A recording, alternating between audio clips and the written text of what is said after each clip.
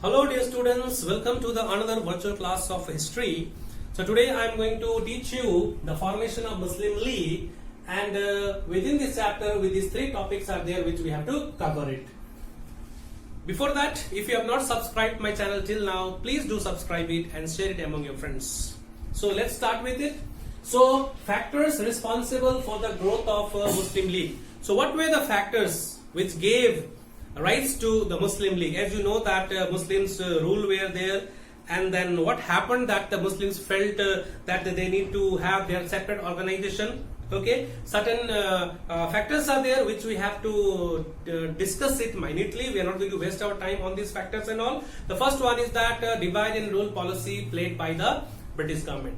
So British government was of the opinion that it was due to the Muslims that revolt of 1857 took place. So initially what did they do? They decided to divide the Hindus and the Muslims separately. So sometimes they supported the Muslims, sometimes they supported the Hindus. This way they tried to create a wedge between the Hindus and the Muslims. So as you know that Muslims were backward from the very beginning, as the British administration neglected the Muslims in 1857, because they were of the opinion that these Muslims were involved in the revolt of 1857, so they must be neglected. Okay, and after that, when Western education was introduced in our country, the Muslims completely ignored it, whereas the Hindu majority, they grabbed an opportunity, and in that case Muslims remained backward and backward. Whenever jobs were created, Hindus they got the job opportunities, whereas Muslims lagged behind. So the Muslims in general, they started feeling inferior as compared to the Hindus majority in the country. That is why they were very much worried about what will be the future of the Muslims in this country. That is why they wanted to have an organization which can represent the Muslims of this country. The next one is role of Sir Syed Ahmed Khan. As you know that Sir Syed Ahmed Khan, one of the very liberal minded person earlier, my dear, it has been said somewhere in history that he used to say that Muslims and Hindus are the two eyes of the same bright India. The person who was so liberal minded, all of a sudden he changed and he became a communal.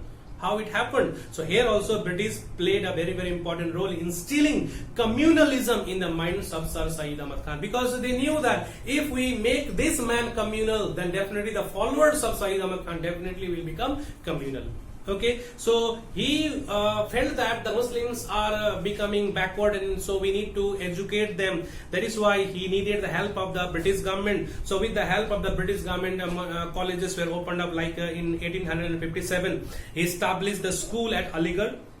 In 1857 established a school at Aligarh, okay, which later on developed into a Mohammedan Anglo-Oriental college.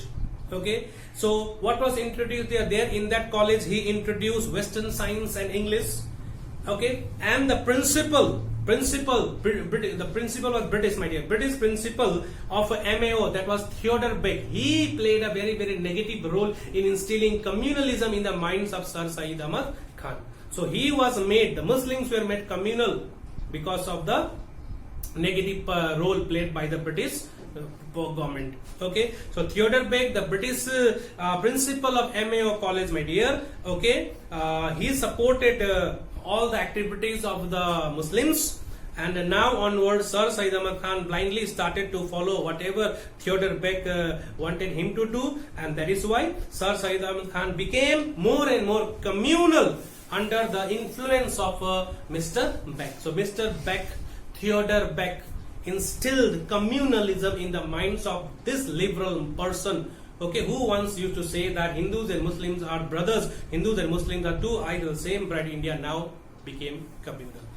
Then the next topic is Indian history with a communal flavor. The history were written by during the British period, my dear, instilled hatred among the other community, that Muslims who were the rulers long time back, my dear, they were invaders, right? During the Turkish rule, the Afghans, the Muslims were termed as invaders. Definitely they were invaders. They came to our country, they invaded our country, right? And during the Hindu period, they came as an invader, and lot of atrocities were committed by them. Cruelties were inflicted by the Muslims rulers on the Hindu counterparts and all. Hindus were very much dominated. So all these things happened in history. We all know it. But the way they presented among the students and instilled hatred among the communities, my dear, so that created a wedge between the Hindus and the Muslims. The ordinary minded, or the mind of the ordinary people, they understood that definitely this period, whoever came as a ruler, we were not there, but our ancestors who had to suffer mostly due to the invasion of the Muslim rule in our country, definitely felt that definitely these people are the one who are not at all our brothers. So definitely a wedge between the Hindus and the Muslims were created due to the his presentation of history. History was presented in such a way that created a communal flavor among the ordinary minds.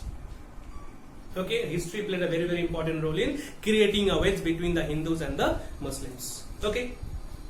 Now, when Congress was founded in 1805, my dear, both the communities together, shoulder to shoulder, they were ready to fight for the fight for independence, my dear. But later on, it was the role of the Britishers to divide and rule that made the British successful to some extent, and that created a wedge between the Hindus and the Muslims. They were made to realize that you are a separate community. You have nothing in common with this community. So that was instilled in them by the Britishers.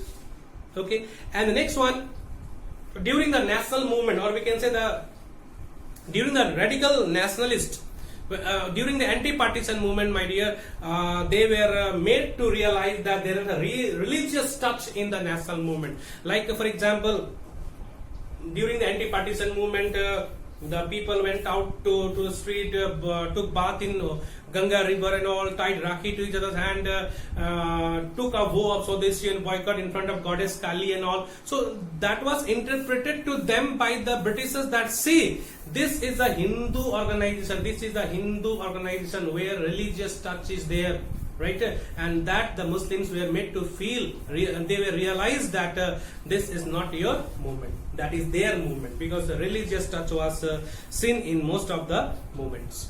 Okay, whenever like Bal Gangadhar Tilak organized Shivaji and Ganpati festival, right? So that glorified Shivaji, right? The Hindu rulers were glorified during that period. Okay, they even got inspiration in order to inspire the people. They even started to talk about Maharana Pratap and all. Okay, so Shivaji was the hero who fought against the Mughals. Okay, and that instilled fear of Hindus' domination of the Muslim masses. So all these things, my dear, we can say that in the national movement.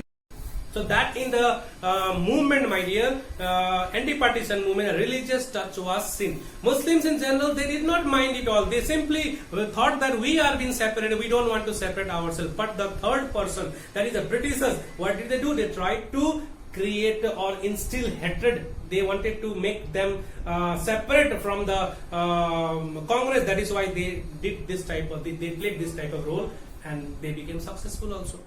Why there was a need of Muslim League? Why there was a need of Muslim League? Congress was enough for them. But in order to break the unity of the Hindus and Muslims, the Britishers, their policy was to separate them. That is why they were the one to push them back far away from the Congress. Okay. So now next one, events. So these all factors we discussed, right? Now events. What all happened in the way of the formation of Muslim League? Muslim League was formed, but before that, what all thing happened? This is not the causes. These are the events leading to the formation of Muslim League. Now, the first event which took place in the formation of Muslim League was Hindi-URDU controversy. Hindi-URDU controversy, like in Uttar Pradesh, all the official languages, court languages was Urdu. Whatever petitions were to be filed was done in Urdu only. Now the people of Uttar Pradesh, they also demanded that Hindi also should be allowed along with Urdu. Along with Urdu, that means Devanagari script also was demanded by the Hindus in Uttar Pradesh, and that was accepted by the government, and that made the Muslim feel that the importance of Urdu will go down. From years and years, everything was done in Urdu. Like if you want to fill a form, like in West Bengal or in any other state, the state language, no, we have to fill a form in Bangla and all. Everything is done in Bangla. Work is done in Bangla and all. In the same way, in most of the states, Hindi is used. In Uttar Pradesh, Urdu was used that time. So that place was shared with Devanagari script, Hindi script, that was not liked by the Muslims. Okay, that is why they openly agitated against the government. Government agreed to that. Government allowed the Hindi also to go side by side with the Urdu. Now people can send petitions and write request application petitions in Hindi also. That was permitted. So that openly agitated against the government order allowing the use of Hindi. So automatically the rift between the Hindus and the Muslims slowly and gradually widened up. Slowly and gradually it widened up.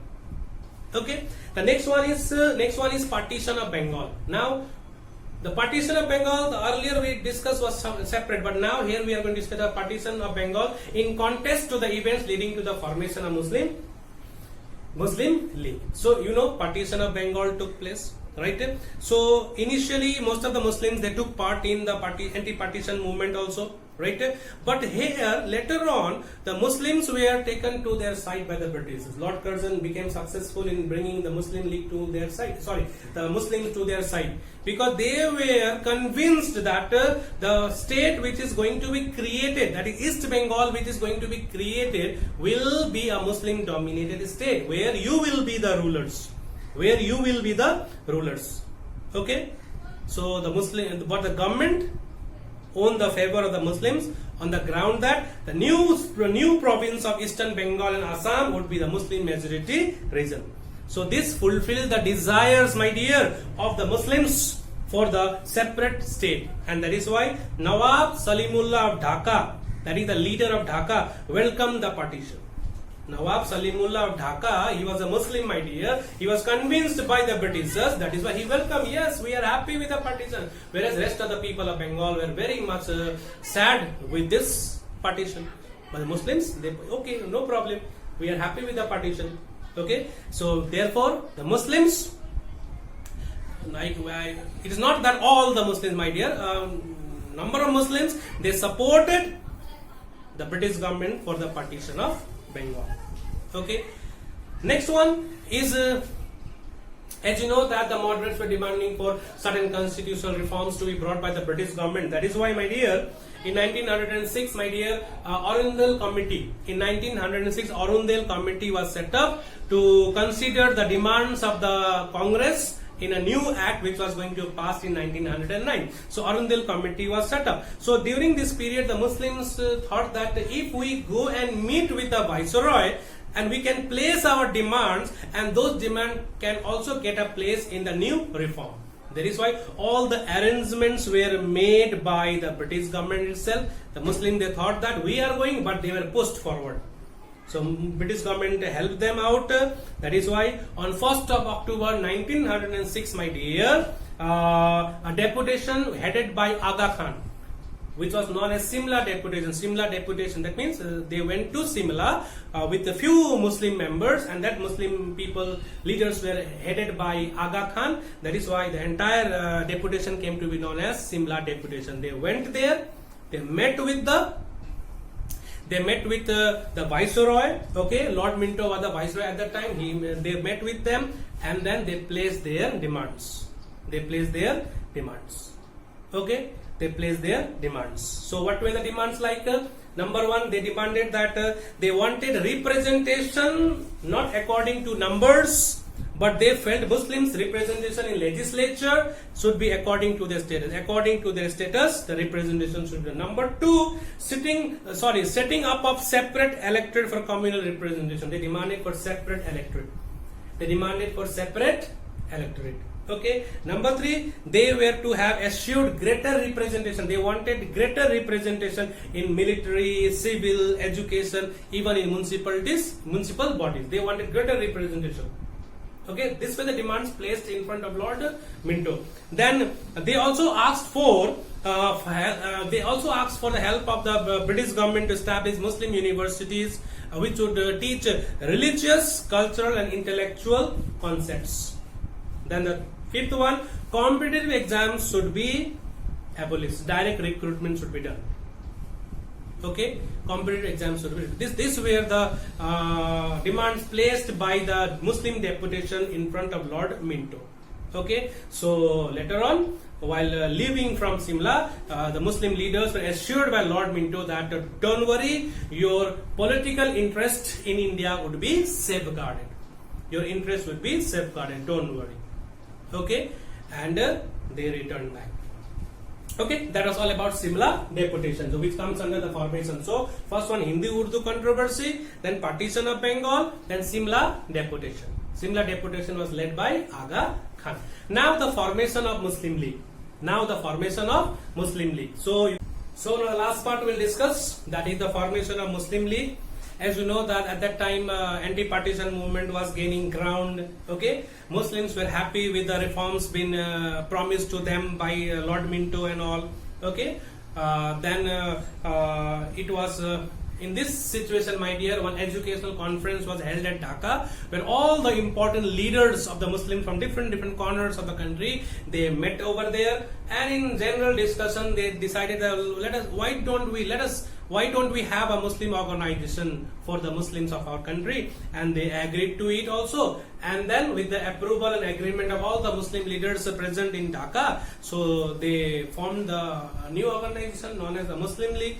On 30th of December 1906, with the approval of all the Muslim leaders present in Dhaka, that is, they had gone there to attend the education conference, they agreed, and then there was a birth of a Muslim organization which was known as Muslim League. So Muslim League was founded in the year 30th of December 1906. Muslim League was formed.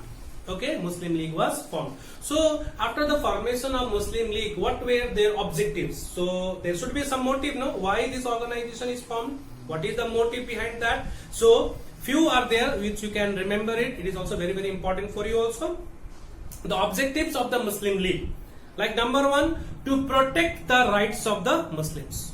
To protect the rights of the Muslims. Number two, to put forward their problems in front of the British rule. To put forward the problems of the Muslims in front of the British rule.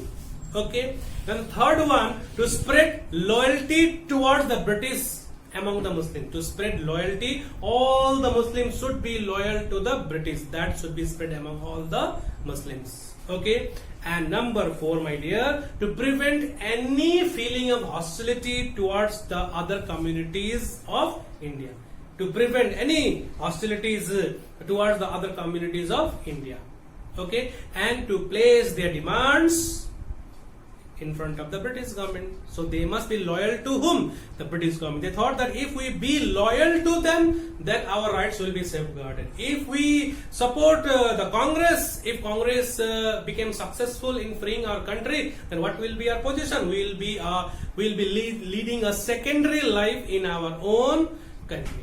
That is why they decided to be loyal to the British, and also asked all the Muslims in India to be loyal to the British.